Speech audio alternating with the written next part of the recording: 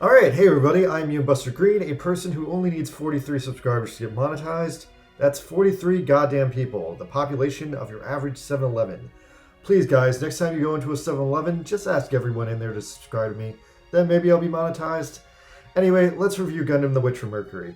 Alright, so we're up to episode 4. This episode immediately starts by recapping the end of the last episode, episode 3, where there was a fight between Soletta Mercury and Gulj Turk.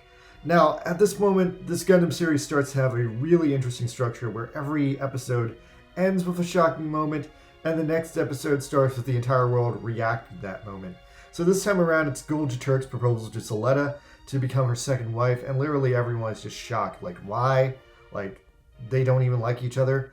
Now, hilariously, Soletta here is a fucking meme reaction queen. So, whereas with Miriam's marriage, she was just like, gay marriage exists? And then there was like a protracted debate about whether or not they'd actually get married. This time around, Jaturk just instantly gets shut down with Soletta running off screaming, getting into her Gundam screaming, and flying off into the horizon screaming.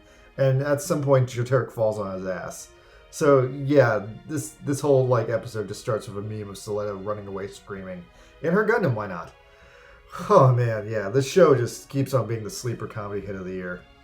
Alright, now we go to Choo Choo, who is the main character of this episode, and she was watching this whole thing on TV, and she's pissed because she wants that classic Gundam action, and instead she got a Space Noid love triangle. Cue the sick-ass opening, and then we're in a Zoom meeting. Lo and behold, the 500-year destiny of Zoom meetings that still exist in the future. Zoom meetings will outlive you! Anyway, the topic of this Zoom meeting is that Jaturk's shit son has lost to Soletta twice. So now his dad has to make excuses about why the mobile suits he makes suck, and anyway, he closes his iPad and calls Soletta a witch.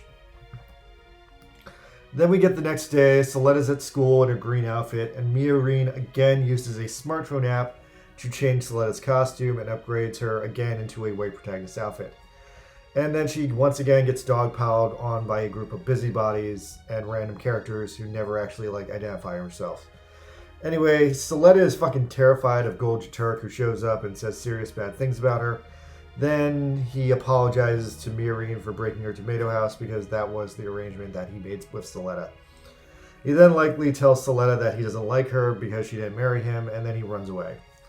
Then we cut to a mobile suit training drill involving landmines in a landmine field. So Soletta fails before even starting the exercise because apparently she lacks a support team, which is what you need to complete the mission. A random person tells her to go recruit some friends from her house, but she doesn't have a house, so that's a problem.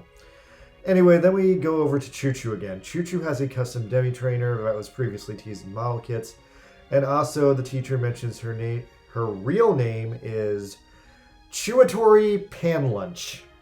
Just Choo Choo for short, but wow, that is such a typical Gundam name. Chuatori Panlunch. I will not get a Panlunch today. Anyway, she ends up falling into some kind of elaborate trap and gets directly landslide onto a landmine.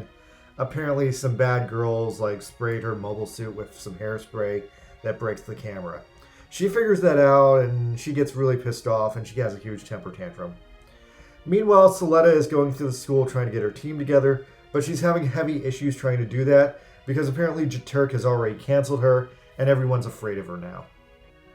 She asks Nika to help, but Nika says she's from the Earth, so she can't help her, which is mysterious.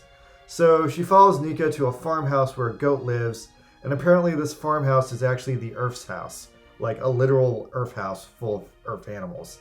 Anyway, this is where all the Earthnoids live, and Nika explains that there's this tinge of racism in the air between the Earthnoids and the Spacenoids, and Soletta is a cool person because she hasn't learned racism yet, and then therefore they can be friends with her. So anyway, then the Earth House characters all introduce themselves. These characters are probably going to be cooler later, but right now they just kind of name drop themselves and make a cameo. Anyway, at this point Choo Choo shows up, and Choo Choo is fucking pissed. She slams a fucking hole in the wall with a wrench, and she's even more pissed to see Soletta because she has racism towards Soletta from being from space, so she calls Soletta a turd. Here's your eye catch. After the eye catch, we go back to Gulj Turk, who's having the Durablade shipped off for repairs. And then we go back to Soletta, who is sitting sad on some steps because she can't find people to help her. Elon shows up because he's shadow stalking her, and Elon offers her help from his house. But then Miorine shows up out of nowhere, and she like claims Suletta as her own and like tries to protect her from Elon. And interestingly, Suletta actually gets pissed off with Miorine and defends Elon from her. So at this point, it's kind of look like maybe Suletta actually likes Elon, or at the very least, Elon might actually have the best chance with her as it currently stands, because he hasn't forced himself on her like Miorine and Jaturk have. Anyway, so then Miorine takes Suletta to another greenhouse. I guess this other greenhouse is where Miorine actually lives. Suletta asks her for some help, but she's not that helpful since she's apparently not majoring in being a mobile suit pilot. But she reads some stuff and then she agrees to be Suletta's like support person. Also, her entire room is filled with trash, which is like sad. Anyway, I've been hearing a lot of complaints online that this Gundam isn't very political, but then suddenly it's very political. So there you go, it's Gundam again.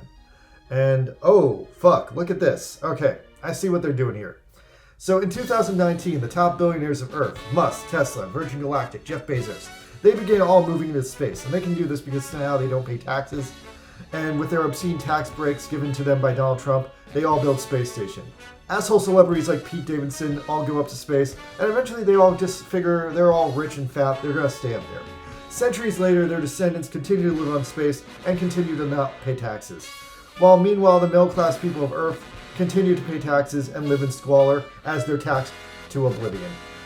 Denied healthcare, the American style, having no one to fight for them, as Bernie Sanders has probably died of old age by this time.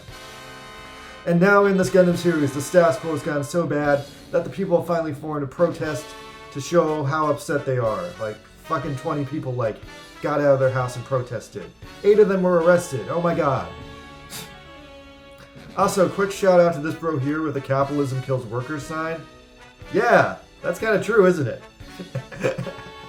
So anyway, then we cut to these 3 teenagers watching how extremely fucked this is on TV. And they do point out that the status quo is that if corporations own the media is never going to be on the side of the people. Which is kind of something I've heard on YouTube before, but it's nice to see it in like something more serious. Anyway, then Choo Choo gets another character moment because this is her episode. And apparently she's the most racist because she wants to protect her race the most. And she Skypes with a bunch of factory workers on Earth who all believe and care about her and think she's like their like hero or whatever. Anyway, that's all happening at night, and at the same time across town Miorine is asleep, but she wakes up because apparently Suletta is suddenly living with her now. Maybe she just spent the night, or maybe like again Miorine like clamped down on her claim to Suletta. Anyway, it's nice to see Suletta with her hair down. She actually looks cute like this. Suletta also drops that her dream is to make a school for the children on Mercury because Mercury is a really bad environment for children to grow up in. Miorine thinks that's cute, but also is kind of aloof about it because she's too cool to care. Anyway, later that night, bad kids show up and fuck up Suletta's mobile suit. Sue and Mio go to the minefield again to start the training exercise.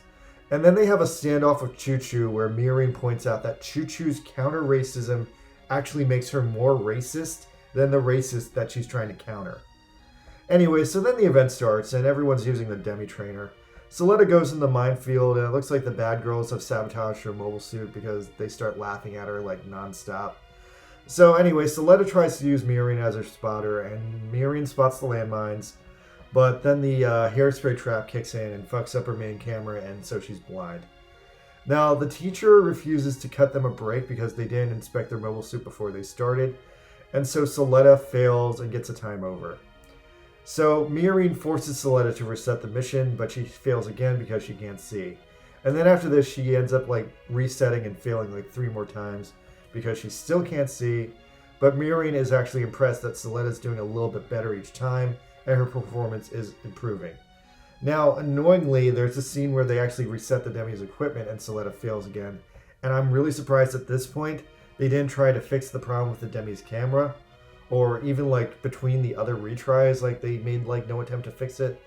Because I feel like they should like logistically be able to fix it between the retries based on the rules they've set up. Anyway, Choo Choo gets really pissed off at it's taking so long, and Suletta runs out of self-esteem and starts crying that she's a failure. Now, Mirin is a hardcore bitch, so she refuses to accept Soletta failing. Meanwhile, Choo Choo gets really fucking pissed off and finds the two bitches that are laughing at Soletta, and she fucking clocks them. She fucking clocks the first one, and then she clocks their ugly friends too.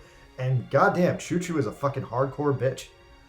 Now, Soletta tries to break it up, and she gets clocked too. And yeah, there's some excellent girl-on-girl violence in this episode. Now, after the fight, Soletta weirdly joins the Earth House, and this is the first episode that didn't end with Soletta making a what the fuck face. Although, if they wanted to, they could have totally ended it with like Soletta getting clocked in the face and like making the what the fuck face. Anyway, so yeah, Choo Choo ends up getting the last scene, and this was a non-stop Choo Choo character development episode. We get the ending song and some sexy girl art of Choo Choo and Nika, and yeah, this was a very interesting episode.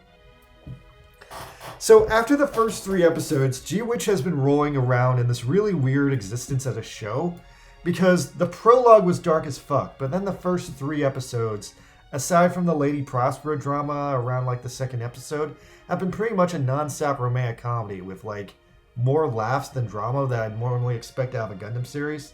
Now in this episode, Choo Choo almost metally calls out a fourth wall break about this, that why the fuck are we watching a romantic comedy? This is a Gundam series. So that kind of like breaks the pattern, and I think that's kind of something the show needed at this point. Because while this episode revolves around a low-stakes mobile suit landmine test, it kind of puts the show back into classic Gundam politics, and this episode has heavy themes of like the essence of racism and its relationship to class inequality. In fact, if I had to like put a button on this episode, in a certain way it's kind of trying to explain how the class divides between the Earthnoids and the Spacenoids and the racism that sprung up between them is really interesting. Because in this universe, the economic divide between these two groups of people was large enough to classify them into 2 different races, and therefore cause a racism. Now anyway, Earth House seems to be a nice enough group of folks, downtrodden, repressed folks from Earth. And yeah, there's this thing here with Choo Choo too. I guess the lesson here with Choo Choo is that if you're racist to racist, you're still a racist, or you're a racist too. Anyway, we don't get too much of Choo Choo's backstory, but we do get enough to understand that she's either the child or the representative of this group of downtrodden, oppressed factory workers. Probably the same ones from the news broadcast, if you connect the dots, that they seem to like directly be commenting on the same event. It's also interesting how the school has these blatant but weird factions. I mean, don't get me wrong, like this is pretty much typical of any school. Like I remember like my high school had factions. There were like the Indian kids and the goth kids and like the jocks. But it's interesting that Sue and Mio are both these outsiders, somehow not fitting in with any of them, and kind of like perusing through all the groups. That's really cool, and I like that. Also, I wonder if there's going to be any long-term repercussions of Sue joining the Earth House. Mio told her that Elon's house was an enemy house, and Jaturk's house seems to be like openly hostile towards her, like deploying cancel culture against her. But other than that, you know as little as Soletta does about how many other houses there are and what their policies and natures are too. Anyway, this house drama shit, it's interesting, but it's so fucking medieval. Like, if I cared more about this like incestuous family drama, I just watched Game of Thrones. Anyway, politics and racism aside, this was a very low-stakes episode that barely moved the story forward and mostly just focused on introducing Choo Choo and doing world building. Since Choo Choo has like been like built up as like an important character, this episode really like shows you why she's important, because there's a bunch of people counting on her and she's like a rage justice factory. Anyway, this show continues to be like overall just like a mountain of memes though. Like everyone kind of low-key spoiled this episode for me by sharing Choo Choo punching memes. So for me, the funniest moment of this episode was just Soletta running away screaming from Jaturk's marriage. Like that's still like fucking, yeah, that's Soletta Mercury in a nutshell. Anyway, I guess she's gonna continue to be terrified of them when they continue to meet in the future. Alright, well anyway, anything could happen at this point, and I really am looking forward to whatever happens next, because yeah, it could be anything. Thanks for dropping by in this video, guys. Please subscribe to me. I still need 48 subscribers to get me the 1,000 subscriber threshold for monetization. And also, if you guys want to help me out, please watch some of my previous videos because I'm trying to get my views up. That will also help with monetization and will also help me like skirt the YouTube algorithm. All right, thank you guys. See you next week. Good night.